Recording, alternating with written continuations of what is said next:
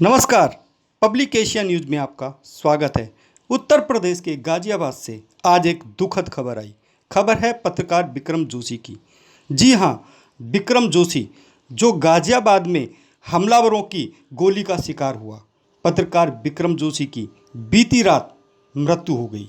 मृत्यु के बाद परिवार और स्थानीय पत्रकारों में रोष और गुस्सा नजर आया।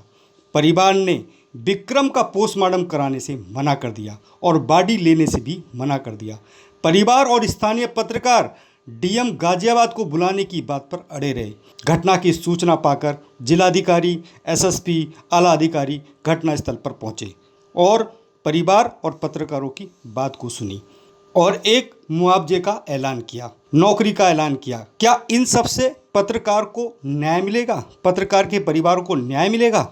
सोचने वाला विषय है। हमारे संवाददाता नदीम चौधरी घटनास्थल पर रात से बने हुए हैं। उनकी इस खबर ने सबको झंझोर दिया है। सबसे पहले हम आपको दिखाते हैं यशोदा अस्पताल के बाहर रोता बिलखता विक्रम जोशी का परिवार। लड़के की गर्दन काटनी है, उसका मानो का लड़के की गर्दन काटनी है, उसे भी दीवार को मारना है, उसे भी दीवार को मारना है, उस अभिषेक राष्ट्रपति को मारना है, उस अभिषेक जिसने मेरे भाई के सिर में रोड मारी थी। जब मेरा भाई गिरा था, मेरा भाई गिरा था, छोटू ने मेरे भाई के यहाँ गोली मारी थी। मेरे मामा की बॉडी भी नहीं देखती थी इन लोगों ने।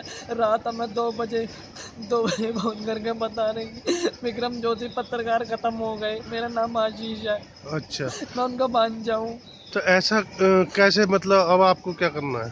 करना ये है कि हमें तीनों लड़के चाहिए ऑन द स्पॉट। मुझे कमालुद्दीन का लड़का चाहिए जिसने गोली मारी थी। अच्छा, बस बॉडी तब तक नहीं जाएगी जब तक कमालुद्दीन का लड़का यहाँ नहीं आएगा। या तो हम मरेंगे या फिर वो कमालुद्दीन का लड़का मरेगा। आपने देखा पत्रकार विक्रम जोशी का रोता बिलखता परिवार अस्पताल के बाहर, और क्या उनका कहना था इस बात से आपने अंदाजा लगा ही लिया होगा। चलिए आपको लेके चलते हैं विक्रम जोशी के घर, जहां उसकी पत्नी, उसकी बेटी रो के बिलखती हुई क्या कह रही हैं।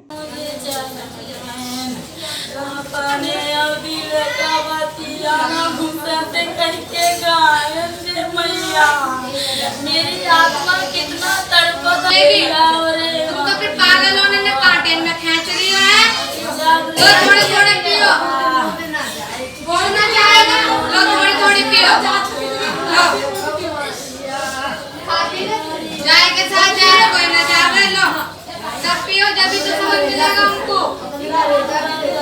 देखा आपने उनकी पत्नी किस तरह से रोती बिलखती अपनी बात कह रही हैं। अब हम आपको लेके चलते हैं पत्रकार विक्रम जोशी के उन साथी पत्रकारों के पास जो सुबह से ही इस मामले पर नजर बनाते हुए, प्रशासन पर दबाव डालते हुए पिछले 4 दिन से लगातार पत्रकार विक्रम जोशी की मांग कर रहे हैं। हत्या के हत्यारों को गिरफ्तार करने की मांग कर रहे हैं, उनको इंसाफ की मांग कर रहे हैं। सारे पत्रकारों ने एकजुट होते हुए धरना दिया और प्रशासन से अपनी बात कही। हम आपको दिखाते हैं। पुलिस प्रशासन, हाय हाय, पुलिस प्रशासन, हाय हाय, पुलिस प्रशासन, हाय हाय, पुलिस प्रशासन, हाय हाय। पीछे देखा आपने पत्रकार किस तरह से स्थानीय प्रशासन और पुलिस प्रशासन के खिलाफ नारेबाजी कर रहे हैं। उनकी इस जिद के चलते जिलाधिकारी गाजियाबाद और एसएसपी गाजियाबाद को घटनास्थल पर पहुंचना पड़ा। घटनास्थल पर पहुंचकर उन्होंने पत्रकारों के साथ बातचीत की। सुनाते हैं आपको एसएसपी साहब ने क्या कहा। वादी की तहरीर के आधार पर तुरंत जानलेवा हमला हुआ था, उसका मुकदमा दर्ज किया गया। रात भर में 6 टीमें गठित की गई थी। सीसीटीवी फुटेज प्राप्त किए गए। सीसीटीवी फुटेज और अन्य साक्ष्यों के आधार पर अभियुक्तों की धरपकड़ की गई, जिसमें कुल 9 अभियुक्त हम लोगों ने पूरी रात भर में गिरफ्तार किए। जिसमें से जो मुख्य अभियुक्त छोटू था और रवि थे, ये जो 2 मेन थे, रवि जिसने प्लानिंग की थी और छोटू जिसने गोली चलाई थी, दोनों को भी गिरफ्तार किया गया। उसी में जो इनका जो अवैध तमंचा था उसको भी बरामद किया गया है। तो गिरफ्तारी की कार्रवाइयों में इन सब के बयान से जो शेष यदि किसी का नाम और प्रकाश में आता है तो उसको भी गिरफ्तार किया जाएगा। और वहीं परिवार से मेरी अभी बात हुई है। परिवार ने ये पहले भी बात हुई थी, जब जिस समय ये घटना हुई थी, उस समय जब जानलेवा हमला हुआ था उसके बाद, तो परिवार ने ये एलिगेशन लगाया था कि शिकायत जो है वहाँ पर चौकी पर की गई थी। जो अभियुक्त पकड़ा गया है उसने भी अपने हिसाब से जो कहना था, जो चोटिल था, अस्पताल में था, उसने अपने चोटिल होने का कारण भी ये बताया कि उसके ऊपर हमला हुआ था। ये चीज़ें चौकी इंचार्ज को प्रोफेशनल एटीट्यूड से उसको वहाँ पर जो भी था उसको अटेंड करना था, उसको जो दर्ज करा करके विवेचना करवानी चाहिए थी। जो प्रोफेशनल एटीट्यूड में जो लापरवाही उसके द्वारा वहाँ पर बढ़ती गई है, उस लापरवाही के लिए उसको वहाँ पर तत्काल रूप से निलंबित किया गया। वहीं CO सिटी प्रथम को जांच दी गई है कि यदि किसी अन्य की भी उसमें लापरवाही यदि प्रकाश में आती है तो उसके अनुसार रिपोर्ट आख्या प्रेषित करें, ताकि आगे भी कोई कार्रवाई बनती हो किसी पे तो वो की जा सके। आरोपियों को किस प्रकार की सजा दिलाने के लिए पुलिस किस प्रकार की सहयोग करेगी? इसमें जो अभियोजन अधिकारी हैं, इनके साथ हम लोग कल ही बैठक करके क्या क्या साक्ष्य उपलब्ध हैं, अहम साक्ष्य, क्योंकि इसमें CCTV फुटेज भी उपलब्ध है, अवैध तमंचा बरामद है, पूर्व रंजिश के भी साक्ष्य हमारे पास मिल गए हैं। रंजिश का साक्ष्य मतलब जो पहले एक बार इनका जो एप्लीकेशन जो पहले दी गई थी वो हमको मिल गई है, जिसमें छेड़छाड़ का आरोप लगाया गया था। इसके अलावा एक अन्य जो द्वितीय पक्ष की भी बातें हैं, अक्यूज जो हैं उनके भी स्टेटमेंट्स पुलिस ने लिए हैं। SSP गाजियाबाद की बात सुनकर आपने अंदाजा लगा ही लिया होगा पुलिस से कहां चूक हुई है, और उन्होंने अपने इस बयान में कबूला भी है। चलिए अब आपको सुनाते हैं जिलाधिकारी गाजियाबाद का इस संदर्भ में क्या कहना है। देखिए, ये बहुत ही दुर्भाग्यपूर्ण घटना हुई है और हम लोगों की प्रदेश सरकार की, माननीय मुख्यमंत्री जी की पूरी संवेदना है और जो भी घटना के लिए वहाँ पर कार्रवाई करने के लिए जो अभियुक्त दिलाने के लिए भी हम लोग पुलिस विभाग की तरफ से आया गया है। परिवार के लोगों से बातचीत हुई है, उनकी कुछ अपेक्षाएं थी शासन और प्रशासन से, और इसमें उनको तत्कालिक प्रभाव से 10 लाख रुपए की आर्थिक सहायता माननीय मुख्यमंत्री जी द्वारा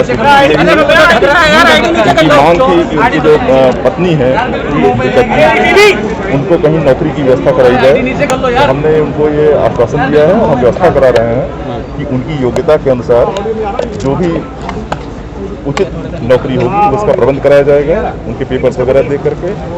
तीसरा विषय उनका था बच्चों की पढ़ाई को लेकर के, क्योंकि वो गरीब परिवार के हैं और संकट में हैं, तो उनको हम किसी अच्छे स्कूल में उनके निःशुल्क पढ़ाई का प्रबंध हम लोग सुनिश्चित कराएंगे। हमारी बातचीत से पूरी तरह संतुष्ट हैं। इसके अलावा उन्होंने सुरक्षा की मांग की है, SSP साहब ने उनको सुरक्षा मुहैया कराने की बात भी कह दी है, और ये भी उनको कहा गया है कि जो तीनों बातें कही गई हैं उसका आश्वासन हम लोगों ने दिया है, उसके लिए उन्हें किसी कार्यालय में आने की आवश्यकता नहीं है। सिटी मजिस्ट्रेट को हमने अधिकृत किया है, वो उनसे संपर्क में रह करके उनके प्रपत्र इत्यादि इकट्ठा करके जो भी कार्रवाई होगी जल्दी से जल्दी पूरी करें। सर, जो नौकरी की बात कहेगी, क्या वो सरकारी नौकरी रहेगी या प्राइवेट नौकरी? उनकी योग्यता के हिसाब से उनको जो सबसे अच्छा प्रबंध होगा वो किया जाएगा, लेकिन नौकरी की व्यवस्था जरूरी है। सरकारी आपने जिलाधिकारी गाजियाबाद को सुना। जिलाधिकारी गाजियाबाद ने परिवार को 10 लाख की आर्थिक सहायता, पत्नी को नौकरी, बच्चे को निःशुल्क शिक्षा देने की बात कही है। पूरे घटनाक्रम में जो भी हुआ हो, पत्रकार बिक्रम जोशी की हत्या नहीं है, ये पूरे लोकतंत्र की हत्या है। लोकतंत्र का चौथा स्तंभ कहे जाने वाले पत्रकारिता की हत्या है। हम इस खबर पर बने हुए हैं, आपको इस खबर की पल पल की घटनाएं, पल पल क्या हुआ, सब आपको अपडेट देते रहेंगे। आप बने रहिए पब्लिक एशिया के साथ। ताज़ा और रोचक खबरों के लिए यूं ही जुड़े रहें हमारे साथ, और हाँ, हमें सब्सक्राइब करना ना भूलें। नीचे दिए बेल आइकन को जरूर प्रेस करें।